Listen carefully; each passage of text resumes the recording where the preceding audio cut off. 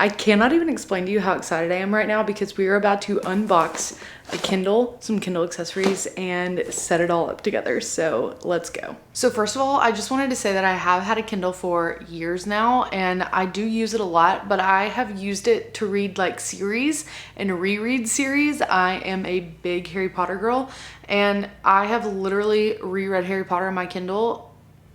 I can't tell you how many times, probably 3 to 4 times. And I've started to get into other things, reading other books on my Kindle and trying to use Kindle Unlimited and Libby and all of that stuff. So if you are a beginner, if you are just getting a Kindle or thinking about getting a Kindle, I'm gonna share with you kind of how I get my books and just the way that I try to use my Kindle in ways that are gonna be like better and cheaper than physical books or something like that.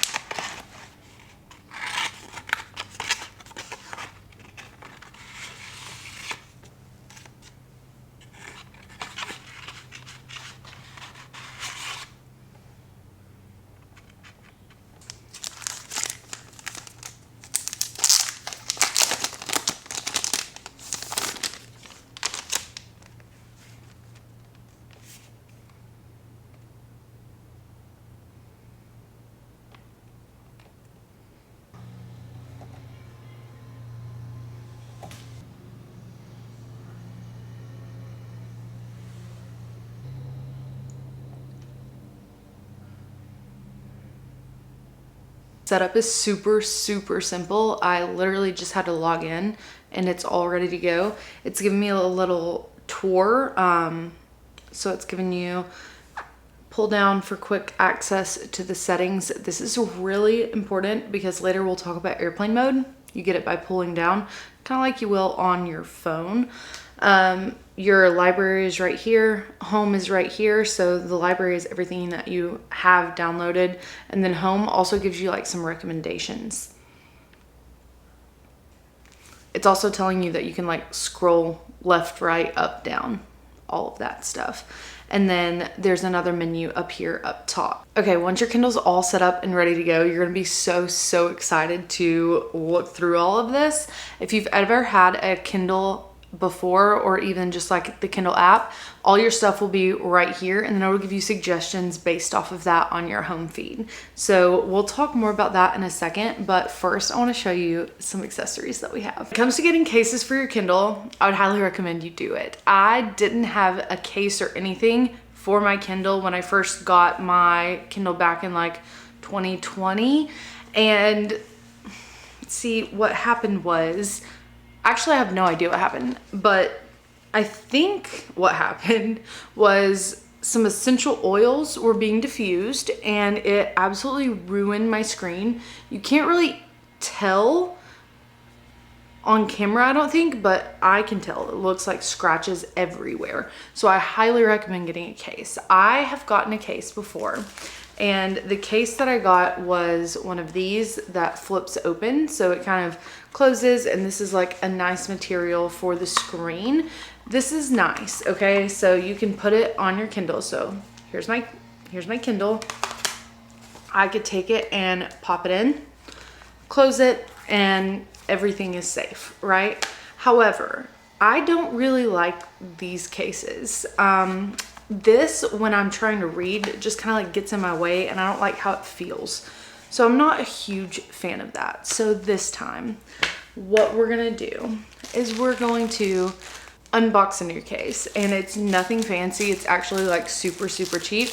It's a clear case. I'm so excited about it. I was someone who in the MacBook sticker era had stickers all over my MacBook. So I think instead of doing it for my MacBook, it's just gonna transfer to a clear case for my Kindle because, ooh, that was upside down. I just feel like it's a great way to kind of like showcase some personality, but it can just be on my Kindle instead of my computer because this feels like a better place to put stickers than on my MacBook now. I don't know why. I just have this clear case on it now. I'll link all this stuff down below. It all came from Amazon. So this one is kind of like a jelly type of case. I like how it feels. It's kind of sticky in my hand, so it's not gonna like slide and slip while I'm trying to read one-handed, and I can hold it in either hand. I have put a pop socket on a case or just on the back of my Kindle before. I'm not sure if I'm gonna do that with this case. We'll have to see. So I love the clear case. I'm so excited about that, but it does not protect from the one thing that I was talking about needing protection for, which is the screen. So I got something so exciting. It's a Kindle sleeve, and it has this little loop with a button, and I chose this one specifically because I wanted one that had a button on the front because I think that's so freaking cute. It's embroidered with these little flowers, and there's all these different designs that you can choose from, but this is the one that I chose because I just love like the blues, greens, pinks. I just thought it was so freaking cute. The Kindle fits literally perfectly in here, and I can just throw this in my bagoo, and then I have it with me, and it's protected. It's like a little bit padded too, so that's nice. And I just think that it's absolutely adorable. Very excited about that. I don't have any stickers to put on the clear case right now, but we will be adding those. I want to add them as I go and not like just buy a bunch of stickers to put on there right now. So maybe I will keep it like book themed and like get stickers for different books that I read, or I might add like some Disney World stickers or something to it just to kind of like showcase some personality. I feel like there are so many more accessories you can get for your Kindle. So some people are super into it. They get like a little stand, and they have like a remote, they have like a light to set the mood for your Kindle reading. I'm not into all that. I'm usually reading on the couch, or I'm reading in the bed, and honestly at doctor's appointments, just on the go, you know what I mean? So I'm not someone who has time to like rot away and read a book because I have 2 kids. So that doesn't really work for me. I just don't feel like I have the time for it. But if you do, that's awesome, and I commend you, and I think you should do it. But I am not going to be getting into any of those kind of Kindle accessories. But that is the Kindle and the accessories. So next we're going to talk a little bit about just a Kindle in general and why I prefer a Kindle over like paperback or hardback books. And I know this is kind of controversial because I know people love paperbacks, and I will go to bat for you if you are buying from like a used bookstore or something. I love going to a used bookstore. We have McKay's around here, and it is so good. You can find tons and tons of books, and they're at decent prices. And honestly, if I'm looking for something specific and I can go there, look for it, it might be cheaper than buying the Kindle version on my Kindle. So I still am a proponent of like used books, but the Kindle is so easy. Having a Kindle has obviously let me start taking books with me on the go, and not just one book at a time. That's the deal with a Kindle, is I can have as many books as I need on here, and if I'm bored of one, or if I need to just kind of change something up, I can do that, and I'm not attached to a physical book. I think having a Kindle is great for travel. It's great for like if you're at a doctor's office, or if you are going to a sporting event and it gets delayed. Just, you can have your Kindle with you and get it out and read it literally wherever you are. So I absolutely love the portability of it. And the Paperwhite stays charged for so dang long. So I have my Kindle Paperwhite, and my husband also has the Paperwhite, and we go probably like 6 weeks at least without having to charge the Kindle. And that's if you're actually actively reading it.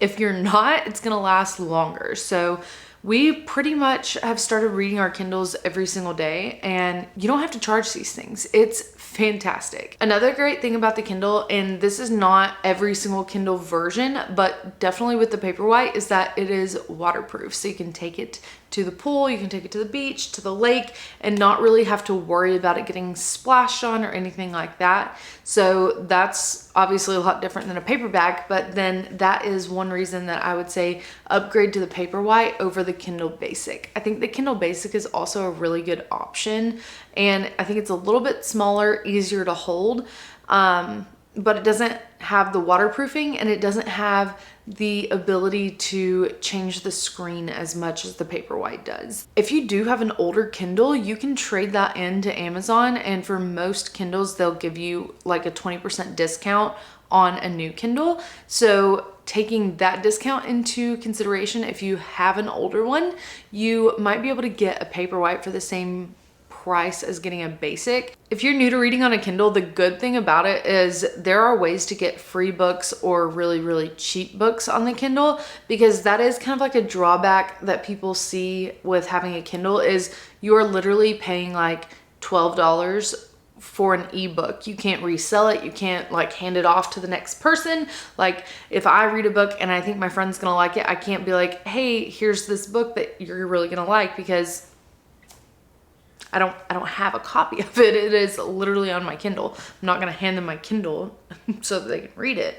So it's kind of harder to do any of that. So the pricing of a Kindle book is kind of ridiculous sometimes. I will give you that. Like sometimes it is more expensive to buy a Kindle version of a book than it is to buy a paperback, which is absolutely wild.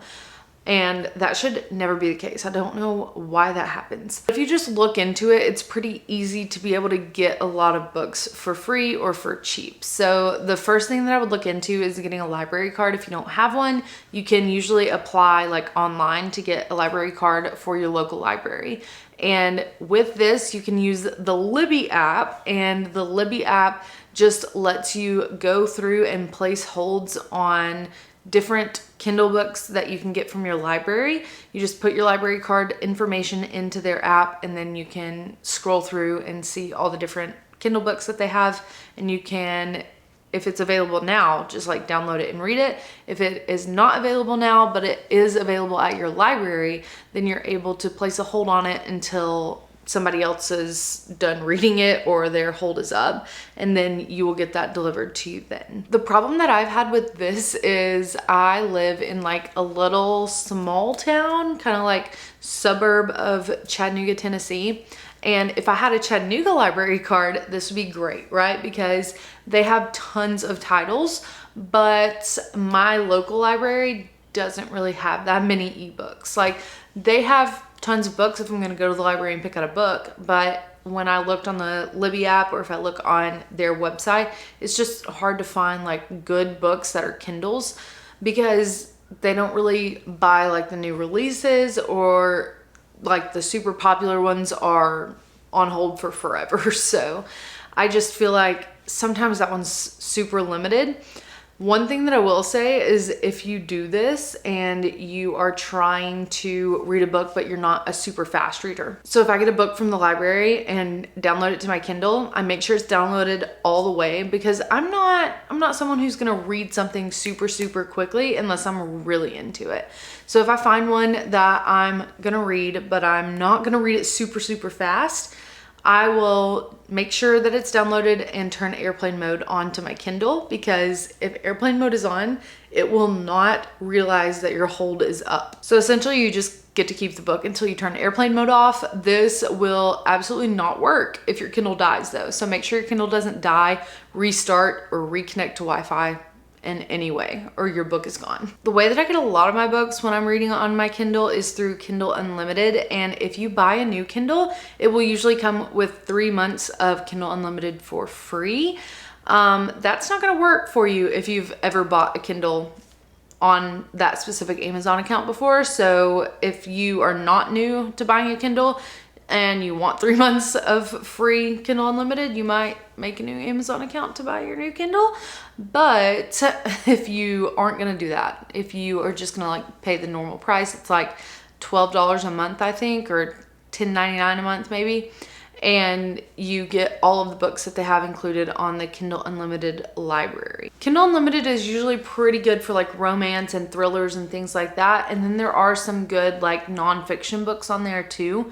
So if you are interested in it, you can go on to Amazon and you can check out which ones are included on Kindle Unlimited. I would just go and search like some books that you're looking to read, and you should be able to see Kindle Unlimited if it is a part of the program. A weird thing about buying books through the Kindle app is that you have to either do it on your actual Kindle device or you have to do it on a website. So like you have to go to Safari on your phone, or you have to get on a computer to purchase the book. It won't let you do it in the Amazon app, and it won't let you do it on the Kindle app on your phone. So right now I just went to the Kindle app on my phone, and if I wanted to purchase a book, I just clicked on a random one that was there. If I wanted to buy it, you can't. It gives you a little message that says this app does not support purchasing of this content. It won't even show you a price for the book if you're looking at it on Amazon or on the Kindle app. Like, you literally have to go to the website to be able to even see the price of a book. So if you're looking at the books and trying to see like, should I buy the book or should I get Kindle Unlimited? If it's included in Kindle Unlimited, you might want to just go check that out on like an actual web browser, because that's the only way you're going to be able to see what the actual price of the book is if you buy it as a Kindle book, which is super strange. But I don't know. I just felt like I had to tell you that because it's like a big gripe for me. I just don't understand why they can't tell you the price on the app. Like, it would just be so much easier for me. So if you're looking to get into reading, or if you're looking to transition to an e-reader, I really do think that a Kindle is a great move. I absolutely love mine. Levi loves his. He has started reading it every single night, and then when he gets home from football practice or whatever he's doing, he will read it on the couch. Like, we've just gotten really into our Kindles. I think Levi said the other day he will probably never go back to like reading a paperback book unless he finds it for like a super good deal, because you can't beat it. Like, you cannot beat a Kindle.